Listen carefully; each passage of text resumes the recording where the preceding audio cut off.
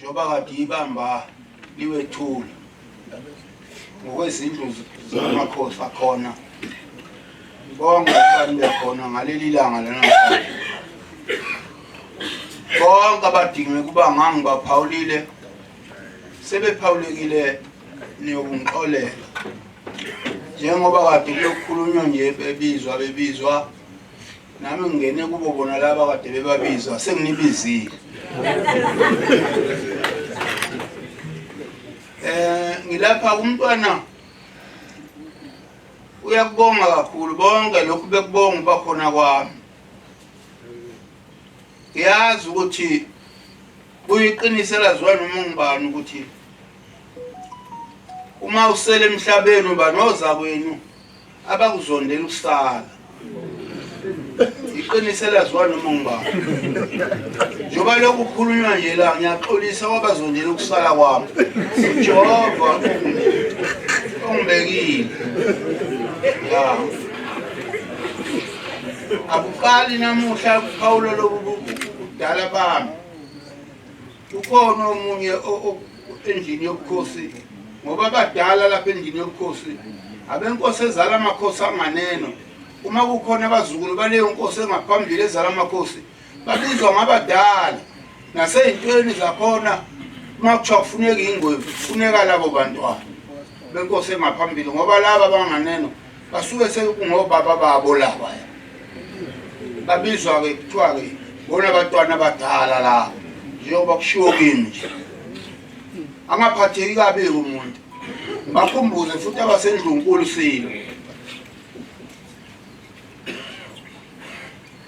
bakhumbuze futhi abasendlunkulu ngingakangeni kokunye ngisafuna nje ukukhuluma eyami indaba ngibakhumbuze bazokhumbula ukuthi kwakhetha omthandayo ukhulunywa mhlayi ngonyama isihlalo sinikeze umuntu akasobhuzwa indlunkulu ingaboni ngasolinye yimi engaphendulayo lapho sinomntwana okwaphinda angene ngobudala sinondlunkulu ugwabini ngobudala sinondlunkulu ntombela ngobudala mhla kukhulunywa ngalesihlalo nje silapha kwakhangela yithi esakhuluma ngaso ukuthi uba sibe kwakhangela kusemthethweni ithina lapho esasikhuluma ngaleyo ndaba kodwa manje sengiyangibone laba abajaha ukubusa ngobukhosi angisaziyo mina ukuthi yimi enganza esasikhuluma le ndaba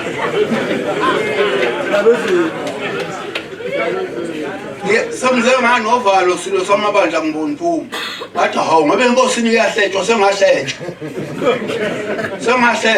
ngihletshwa kuthiwa sengathi ubukhosi ngoba uphi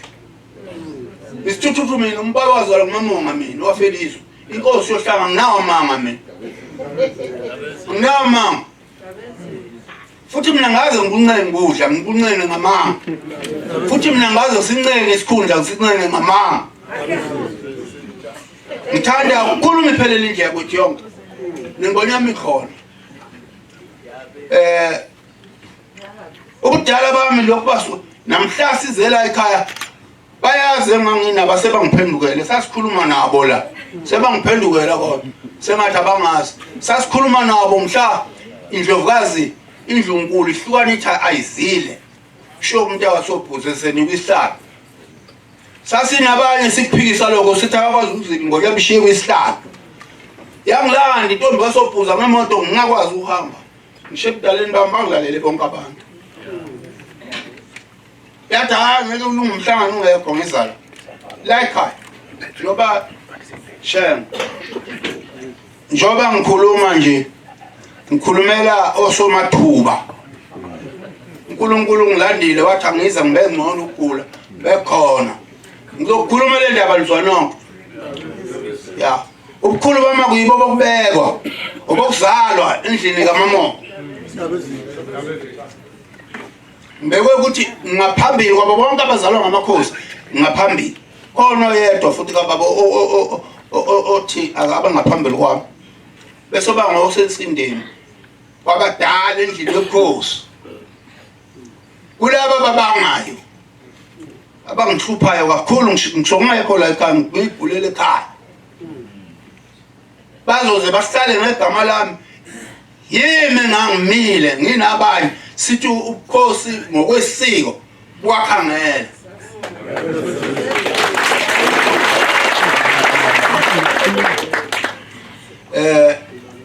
ilezo zinto ke engithi oNondlovu angizisho khona ngoba bangihleba ngingekho angikhambela manga bese bethi sengahlangana noSibanibani sengahlangana angiyona inja mina ngikompotha into engekho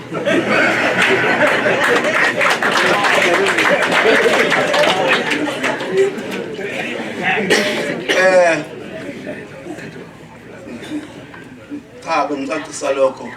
sengedlule enabesilo ngibuyele endabeni okufanele ngikhulume ngayo kodwa lokho kubalulekile ngoba uNkulunkulu osangibekile uvumile bangibe khona namuhla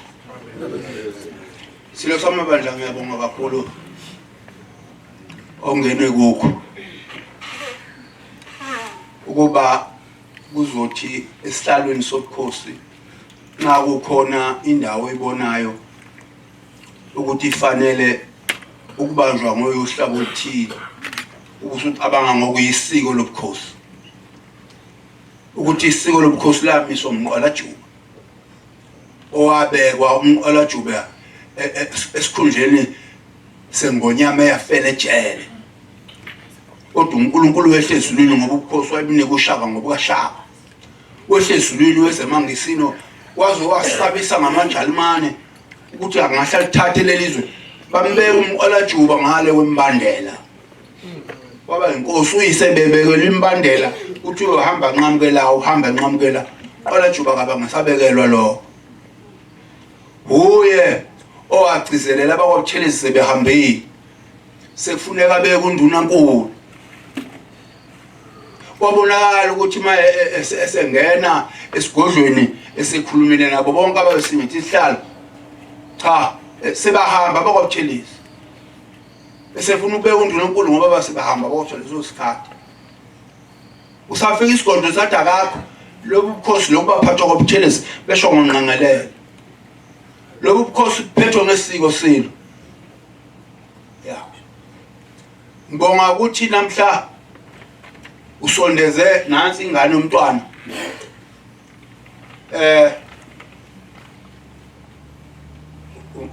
umqalajuba umzukulu wakhe umqalajuba ngithi lo uluphawu lomqalajuba uphawu lenkomo eyakhaiza amajaxolo ngoba ingonyama ehamba kwazamazama umhlaba eyangena isikhundleni sikamkhulu uyababona abanye sebeyibiza ngomnye umndeni ohlukene nathi nje Solomon wazalwa uMdinizulu indlu kaSolomon indlu yasoSuthu indlu kaDinizulu abawethu laba bantu nabesilo lo mnwe kaSolomon ukuyikhomba ukuthi wena ungabo Solomon umukhumbula ukuthi hamba ulandela makulumani wakhomba uSolomon wathi akubuya abakwaButhelezi uNdunankulu ozovela akubeka yilaba ngoba bahlakaniphile kade ngaba nabo babaleka bengishiye eshoba bese eseqhela ukumnyama kodwa ubuhlakani kwamnyama nebasi ukuthi makuvela omunye uNdunankulu engaveli lapha ngeke ngoba zazi imnetho umakulumane zamnetha kakhulu ayikho ndawo angazanga ahambe nengonyama uDlothovu embelethe ngemva elwizimpi ephikisana nentando yamangisi uDlothovu yesake mamba ayifuna makhamisele ehlangene zakhe soyivukela Nkosi insizwe maphikelele yaphikelele amadoda kwaZulu segode icocca ibheke emseleni babamkhulu engikhuluma labo ubukhosi ngibukhuluma ngenemizwa yakhe hayi ukuthi ngincenga ukuthi kubani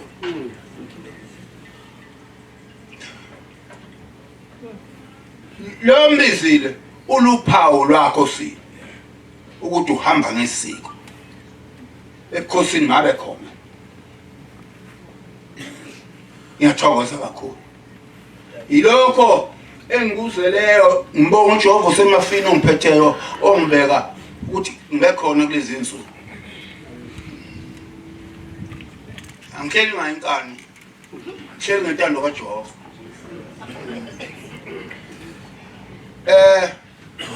Siyathokoza kakhulu nangokuba usondeze oyihlo ecakwakho. Lobu bukhosi buphathwa ngoyise. Lobu bukhosi buphathwa ngoyise abangakuthi basebenzela ukuthi bethenjwe, abazohlala eduze kwengonyama bakhuluma iqiniso ngoba yinto yabo, ngeke ingonyama bayidukisa. Isewa ngoyisi ingonyama si njengoba ubuyiselo owaseyibindile. Ngiyathokoza noma enesici akho umuntu osokela ngenasici ma kukhona abasazisa isici sakhe, kodwa ngithokozela ukuthi usebenzile nomdloko mbala. Ezinye izinto abangazaziyo uzozenza zifane nento ezingaphambili. Siyathokoza nobaba wakho okufanele ngabe khona baba bakho la ngokwesiko lobukhosi abazalwa nobaba wakho abekho ke la ngezinto ezaziwa uNkulunkulu ukuthi ziyolunga ngoba ziyolunga kodwa akekho umuntu ongasizakala ngazo kakhulu. Cha, ngoba thina esazi ukuthi ubukhosi noma kanjani usiphethe kabi lokho, ngoba kuqhamuka noma ngubani azokwenza into ayithandayo ngoba ezokugebenga enza insohlo zakhe. Ngiyathokoza Silo kakhulu laba kwaButhelezi badala bela, kodwa ke ifamona ziyayikhuluma ukuthanda kwabo ngabo. uNkulunkulu wazi wabakhomeliswa wanikeza umntana wenkosi yaseSuthu bihambe yogana khona. Baqonyeliswa ukusebenza kanqangalele, uye wahlobisa isigodlo masizwayo izinto zonke zazi ngafanele uba bekhona esigodlweni. Uye unqangelele owayefika athi Susani lo esusa ngisho ikiki lokwamagobo ngokuchama okwabekwa phansi kothango uyanuka. Wafika unqangelele wathi akufanele lokwenje ngasemzini yabantu umuzi wobukhosi besizwe akwenziwa imicakelo egezwayo imcabulo owenziwa ngokama amagobo ngalahlwa njengobona nje indlunkulu kuze benamanje ayichamele igobongweni wasuka lapho ngoba kuyanuka esigodlweni kufuneka into enhle ngoba yithemba lesizwe kwenziwa unqangelele njengoba sebephawulile okuningi akwenzayo kwaze kwaba umnyamana indlu yonke kaMpande owabakhipha abantu bakhe wabanika nendawo zokuphatha babehamba bebekwa ngumnyamana anqangelele babeka lapho umsebenzi wabo laba bokuThelezi lo. Siyathokoza ke kakhulu Sheme, kakhulu engubongayo ikubusondeze nangumntakadadobaba Magogo ya nkosazana kwela manani umqalajuba sale waphatha nakubhusha waphatha kahle engaphethe ngobandlululo lokuthi ulamana nenkosi waphathela uyise umntwana wentombazana ehamba nomntana wakhe belolukho. Naye ke Mageba umntwana waphindangeni isizwe samaZulu siyazi, angiboni ukuthi emlandweni kukhona oyaba nemisebenzi yokusebenzela isizwe nobukhosi oyoba ngaphezulu komntwana waphindangeni osebenze waze waguga,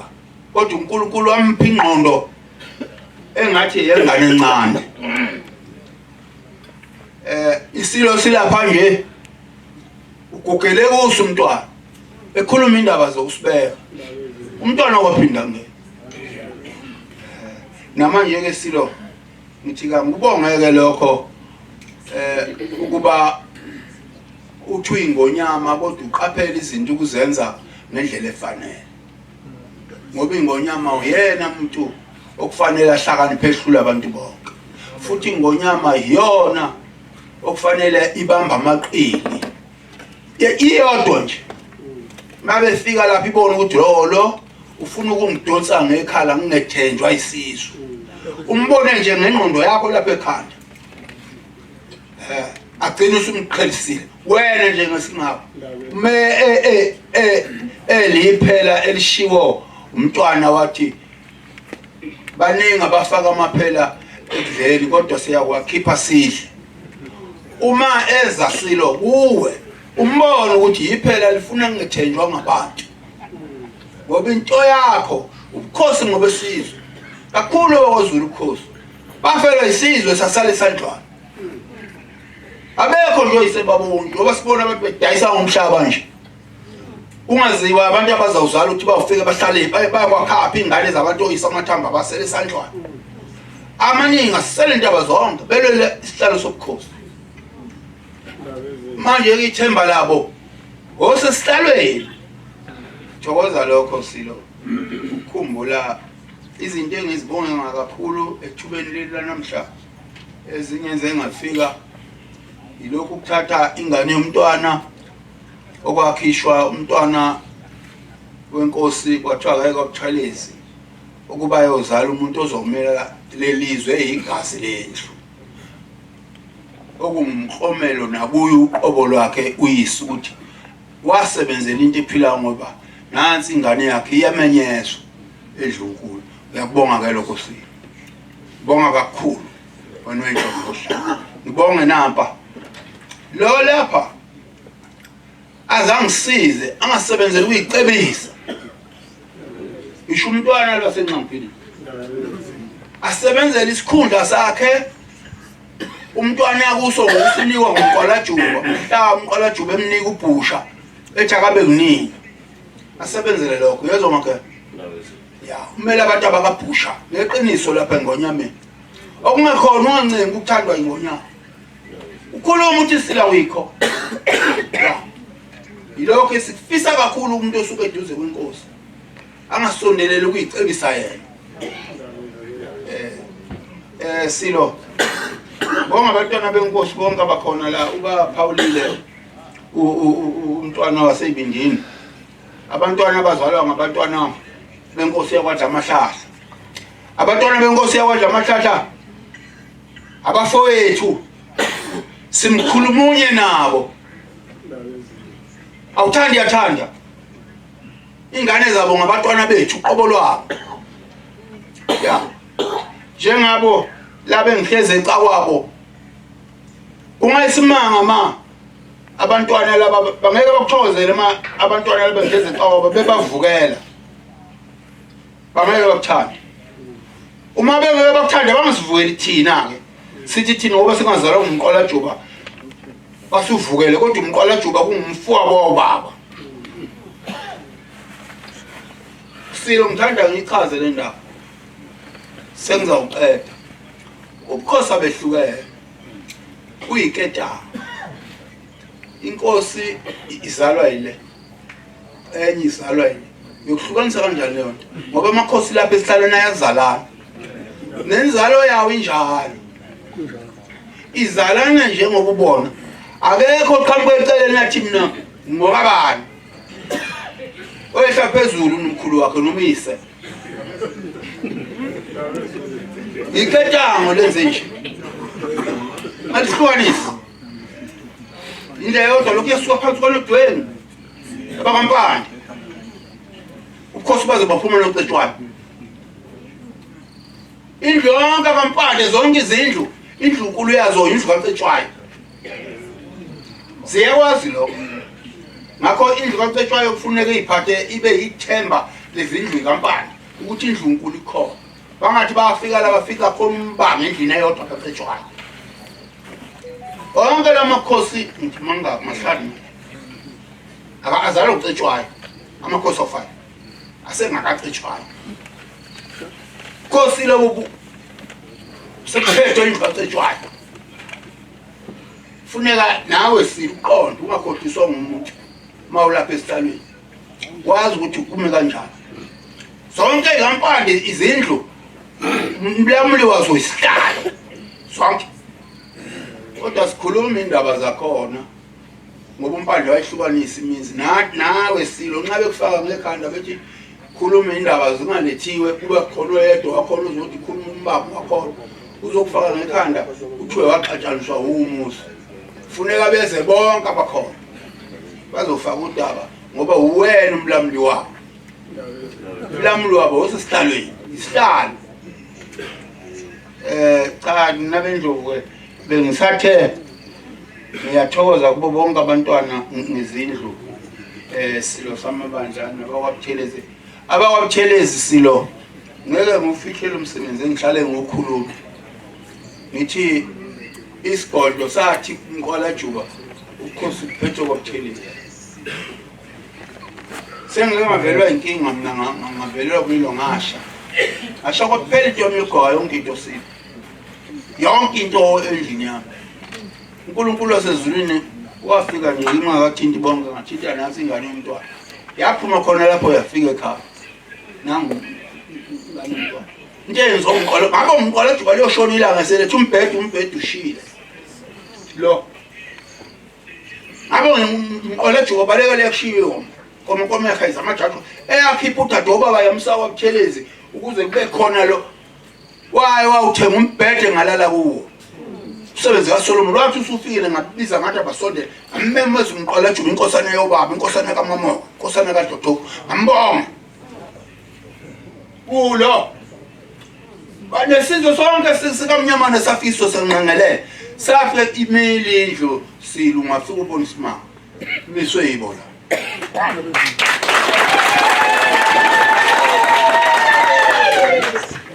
cha Silo angikhawu kodwa ke bengiyathanda Silo ngoba ngiyathanda izinto uzazi. Ngibonga nje ukuthi izinto ihambise nesiko kakhulu Silo samabandla. Sengathi kungahamba njalo izinto uyihambisa ngesiko. Ngiyathokoza Silo. Bayede.